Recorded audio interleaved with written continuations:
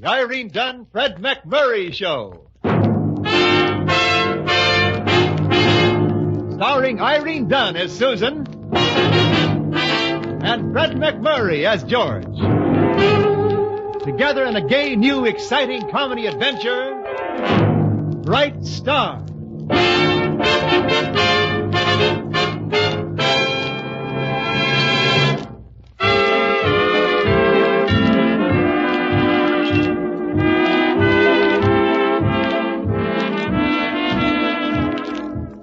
The Irene Dunn, Fred McMurray Show with Irene Dunn as Susan Armstrong, publisher of the Morning Star, and Fred McMurray as George Harvey, the paper's top reporter.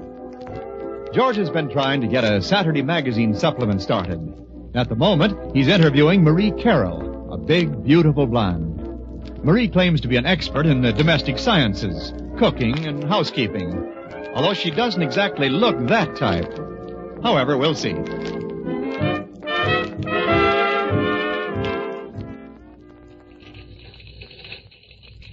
Now, if this plan goes through, I think we ought to call your page the Homemaker's page. Well, you know best about those things. I've never tried the writing game before. I may not be able to do it. Oh, now, don't worry about that, Mrs. Carroll. You give me the information, and I'll ghostwrite the stuff for you. Okay. But if we're going to work together, hadn't you better call me Marie? All right, Marie. That's it. Nice and friendly. When do you expect this magazine section to get started? Well, if it was up to me, I'd begin this Saturday, but I've got to get a final okay on it from the boss. I'll see her about it again later this morning. Her? Susan Armstrong. She's the publisher of the Star. Or one of these career women? No, not exactly. Her father left the paper to her. I never did understand why any woman who could get married would prefer a business career. Well, I suppose business has its fascination. Outwitting men in a deal. Honey, what do you think marriage is? Yes.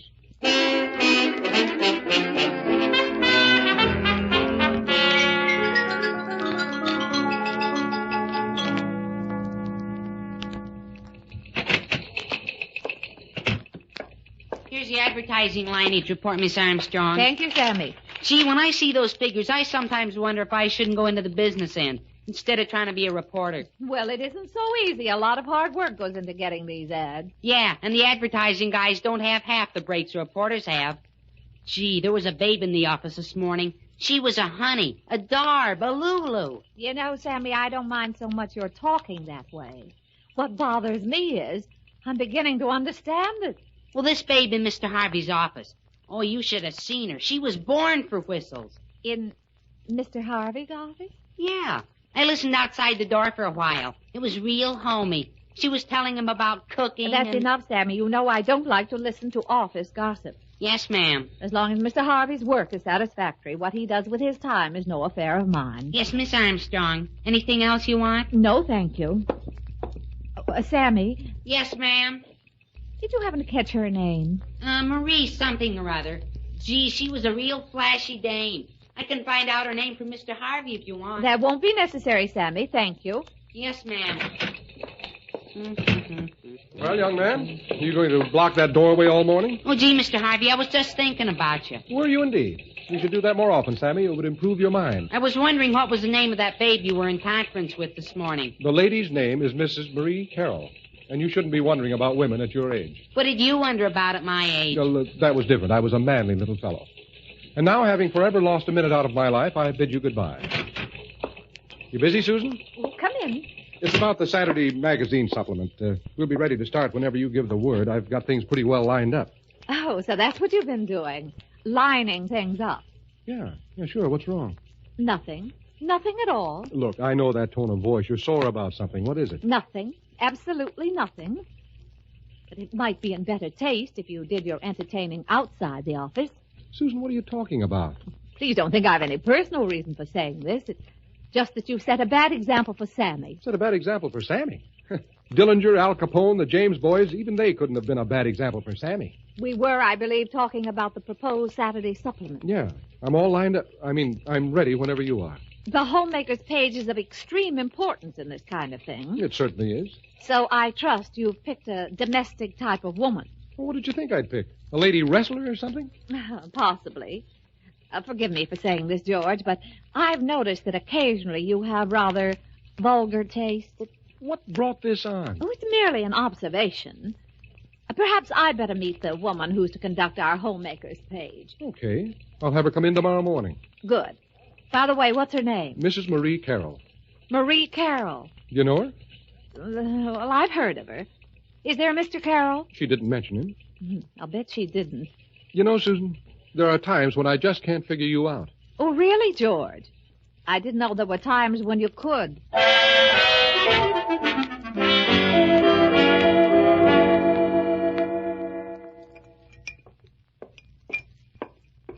Susan, you're not making much headway with that, are you? I'm not very hungry, Patience. With prices the way they are, you've got to be hungry. Hear about that fellow down the street? No. Well, he went into the butcher shop, saw steaks on the counter, 40 cents a pound. 40 cents a pound? Mm-hmm.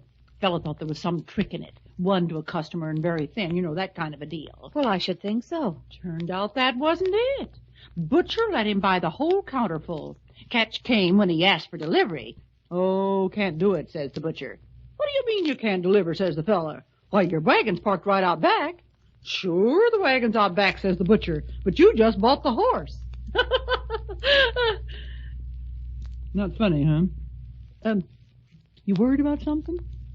If I just turn her down flat, he'll think I did it out of personal spite. Just turn who down for what? A woman named Marie Carroll.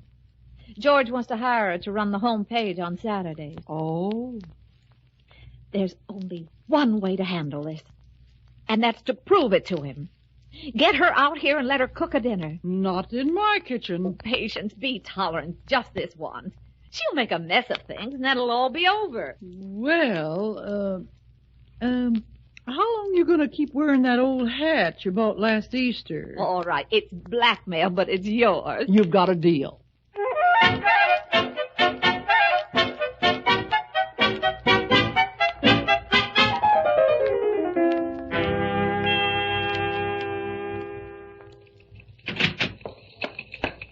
She's here. The baby was with Mr. Harvey yesterday. She's here. Her name is Mrs. Carroll. She's here. She wants to see you. Yes, She's Sammy, here. stop jumping up and down and bring her in. Yes, ma'am. This way, Mrs. Carroll. Sammy, don't just stand there and wait. Go get her. I can't cross the office toward her. I'd faint. Mrs. Carroll, that's me. How do you do? How do you do? Close the door, Sammy.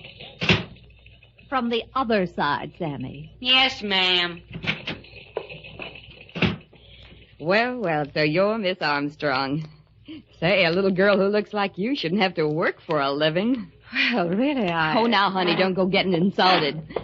I can't help it if I speak out. I'm the friendly type. Well, even so, we'd better omit personalities. Okay, if that's how you'd rather have it. What's on your mind? But I thought it might be a good idea if I found out what your qualifications are. Qualifications? Well, have you had any actual experience in running a home? Experience? Oh, honey, I've been married 5 times. 5 times? Well, I told you I'm the friendly type. The second and 5th time, I married Mr. Carroll, and the other 3 were single shots. Well, it's hardly a record that speaks well for your ability to create a home. Oh, it wasn't my homemaking busted us up. There's one thing I won't stand for, and that's them bringing their bad temper back to the house. If they lost their temper on the job, let them stay there till they find it. Well, I'm inclined to agree with you. No man's worth that. Once they start hollering around the house, they can walk out as fast as they walked in. I always say, easy come, easy go. Well, I don't think everyone finds it quite that simple to get a husband. Oh, there's no secret about it. Give them a good dinner, flatter them, laugh at their jokes. When they feel they're riding high, you drop your head a little and look shyly up at them and make with the eyelids. That. Blink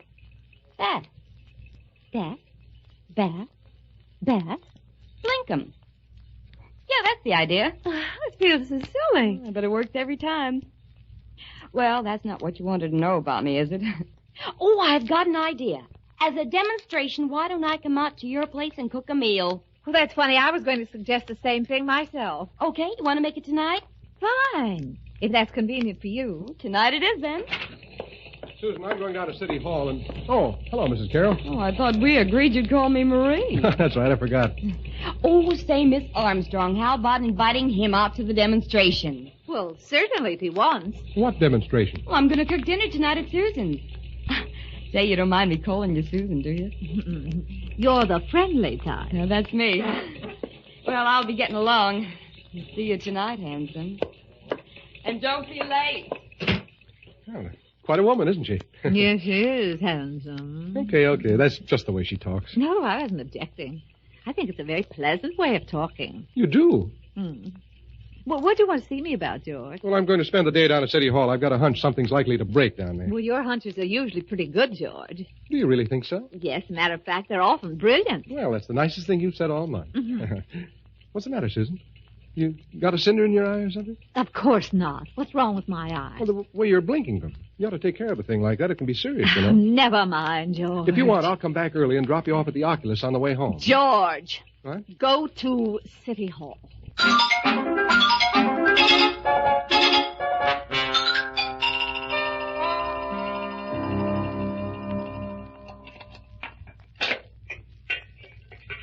I won't need the top of that, Patience. Oh, but Mrs. Carroll, you're not going to try to make hollandaise sauce in the bottom of a double boiler, are you? No, I'll use a crockery bowl for the upper half. The heat will come through more gently and the sauce will hold better. Never heard of that one. Oh, it's an old trick. Where's the ginger? Up there. What do you want with ginger? Oh, to rub it on the roast chicken, of course. I better go see if Miss Susan wants anything. Okay.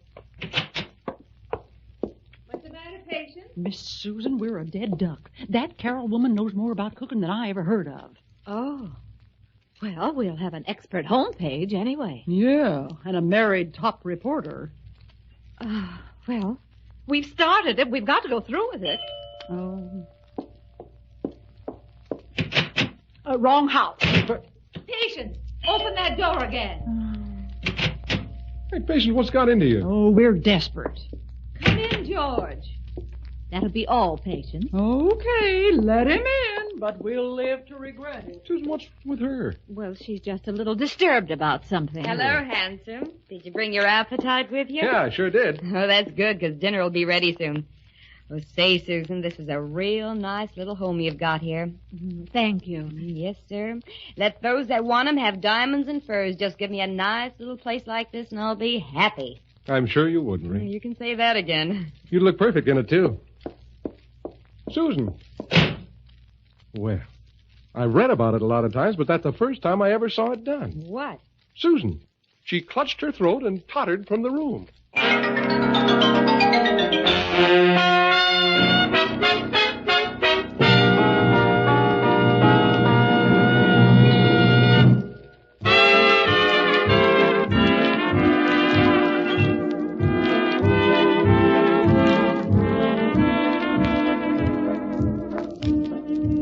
And now back to our two stars, Irene Dunn and Fred McMurray, and the second act of our story. The guests have just left. George still raving about the dinner. Susan sits alone in her living room as Patience enters.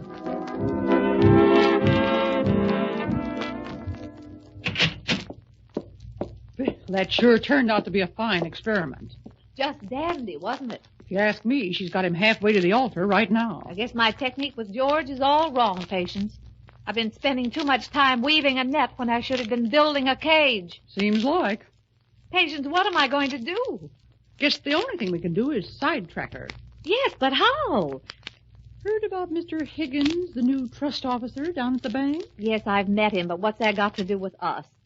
They tell me Mr. Higgins is a very romantically inclined man. Stands in the bank lobby chatting with every pretty widow that comes in. Some that aren't widows, too. Mighty fast worker, Mr. Higgins. Well, I still don't understand. Be nice if he met this Marie Carroll. Well, yes, it would. Seems like you might drop in at the bank and sort of get acquainted with Mr. C.J. Higgins. Well, it seems like I might. In case you have any trouble with him, there's an old song title might be of some help. A song title? Yeah. Lure him into the roundhouse, Nellie. He can't corner you there.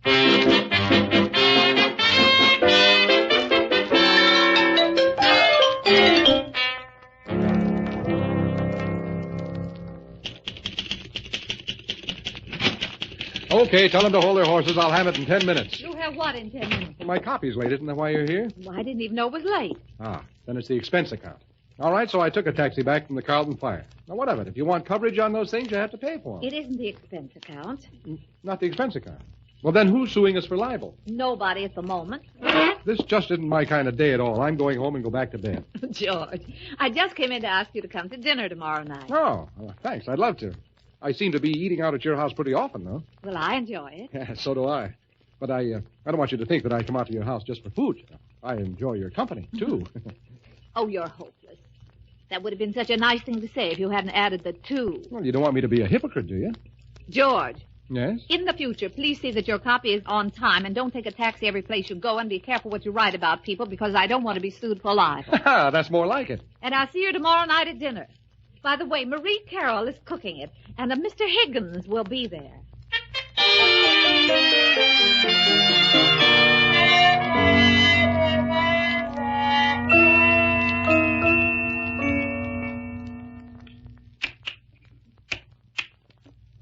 Well, I always say checkers is a great game. Yes.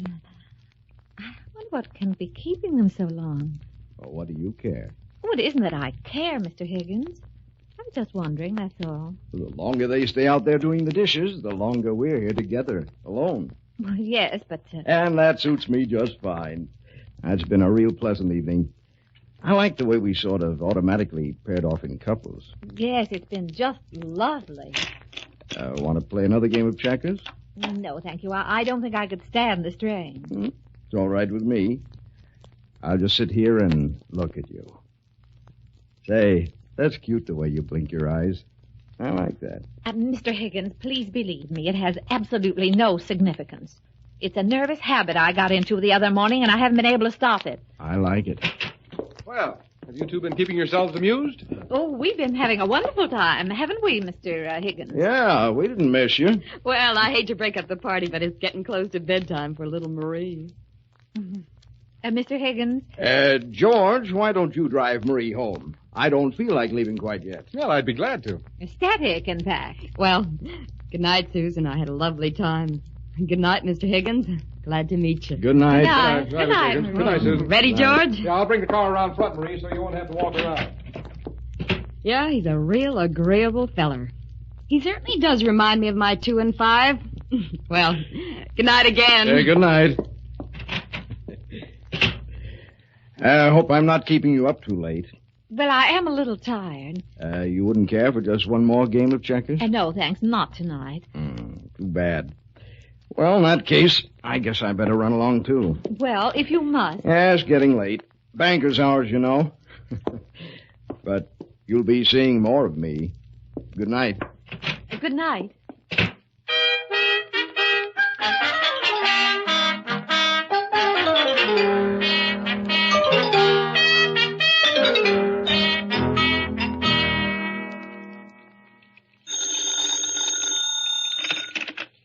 Hello? Hello, Miss Susan. This is Patience. Yes, Patience? Say, you'll never guess what's happened. Patience, I'm busy. I haven't the time to play guessing games. Some flowers just come for you from Charlie Higgins. Oh, well, that's very nice of him. Gonna have another dinner party tonight? No. Oh, it's too bad. I've been having a real vacation. Well, I'm glad somebody's gotten some good out of it. What are you gonna do about the problem? Attack it from the other side of the coin this time. Her side? Yes. If there's one thing Mrs. Carroll hates, it's a man who loses his temper. It shouldn't be very difficult to demonstrate that to her with our George. Wish I could be there to see it. Oh, don't worry. I'll tell you all about it. Well, don't forget. Well, goodbye. Goodbye. Send Sammy in, please. You wanted to see me, Miss Armstrong? Yes, Sammy.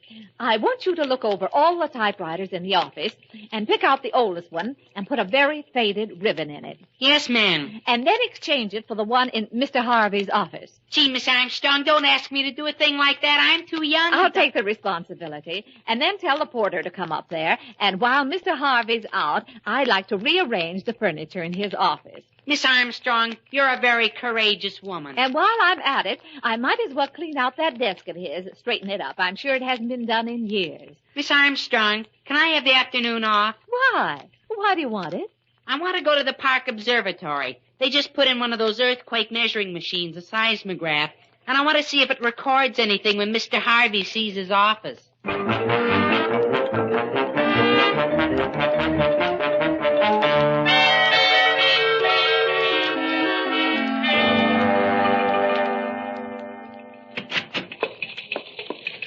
Hello, honey. How are you feeling today? Oh, fine, thanks. I hope Mr. Higgins didn't keep you up too late. No, he left shortly after you did. Oh, that George. I don't know whether I want to know what that laugh means or if I'd be happier not knowing. Oh, it's just that he amuses me. He sure amuses me. Well, I hope you'll continue to be amused. George will be here any minute, and he may be in a bad temper. Oh, not George. Oh, Susan, I'd like to talk to you about that home page. Yes. I don't know quite how to break this to you, but... Hello. Well, now that you have the advantage of my stalwart presence and smiling countenance, shall we proceed to business? Well, you're in a happy mood this morning. I'm always in a happy mood. George. Yes? Have you been to your office yet? Yeah. You know, somebody's rearranged all the furniture. It looks a lot better now. You like it? Sure, I don't know why I didn't do it before. Oh. Oh, George, have you written any copy this morning? Yeah, I just turned in a story on the election. And you know, somebody's done the most thoughtful thing. They found the typewriter I used when I first came on the paper and put it back in my office. Susan, that sounds just like you. I'll bet you did that. Come in. Hey, Mr. Harvey, Corrigan at City Hall just called and said you better get down there right away. Something's going to break. What's got into Sammy? What do you mean? Well, isn't it a little unusual for him to be walking around with a fire axe in his hand? If Sammy chooses to carry a fire axe for his own protection, I don't think it's any business of ours. Okay with me. Well, I better get on down to City Hall. See you later. He sure is an agreeable feller. Disgustingly so. Oh, how can that be? Well, there are just certain times when it can. Oh, well, listen, what I started to tell you was that I can't work on that home page. Why not? The usual. I'm getting married. Married? Yeah. Mr. Higgins is going to drive me over to Sparkinville to get married. Well, Mr. Higgins certainly is a fast worker. Oh, I'm not marrying Mr. Higgins. Me and Mr. Carroll have decided to make a try at it again.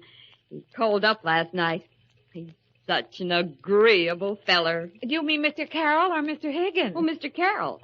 Well, that's why I keep marrying him, I guess. Oh, not that Mr. Higgins is an agreeable fella, too. So is George.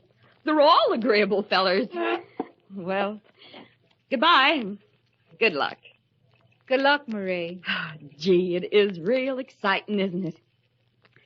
I certainly do like to get married.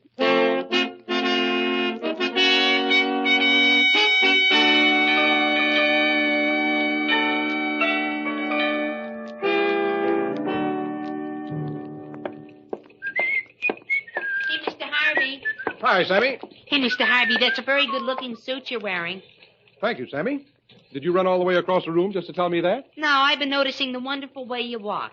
You've got what they call a jaunty stride. Oh. Sammy, what is this? Nothing. I was reading your story on the election. I thought it was great. All right, Sammy, what's this all about? Miss Armstrong asked me to be especially nice to you. She says you're in for a bad blow. A bad blow? Well, I better go and see what this is about. Hi. Oh, hello, George. Come in. I've just been reading that election article of yours. It's excellent. Uh-huh. I also have a jaunty walk and wear good-looking clothes. You said? What's the bad blow I'm in for? George, I've got something to tell you, and I'm afraid it's going to hurt you. Well, let's have it. Marie just drove over to Sparkinville. Oh, yeah, to get married. Higgins drove her over there. She's marrying Carol for the third time. You knew about it? Oh, sure. Marrying the same man 3 times is news. We've got an exclusive story from the bride. I just turned it in. But I thought you were interested in Marie. Well, I was interested in her for the home page. Oh, George, don't you ever forget that you're a reporter. Sure. You know, as a matter of fact, I didn't want Marie to remarry Carol. You didn't? No. I wanted her to marry Higgins. Her divorce from Carol isn't final yet. Now, if she'd married Higgins, that would have been bigamy, and that would have been a real story. Oh, George.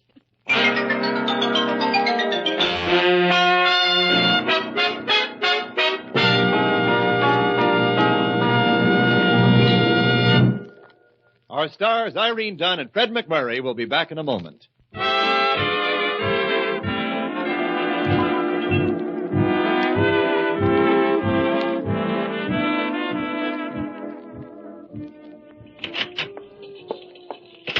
You know, Susan, I've got a hunch a story is going to break down at the city engineer's office. It looks that way to me, too. I think I'll get Mr. Wickersham out to dinner Thursday night and see what I can find out. Good. And I'll drop around about 8:30 as if we already know the story, and I'm just there to consult with you on it. Well, that's a great idea. You better have him out on Wednesday, though. The Patience is off on Thursday. Oh, yes, that's right. George, I do love working with you. Because I'm such an agreeable feller? Yes, and because I'm the friendly type.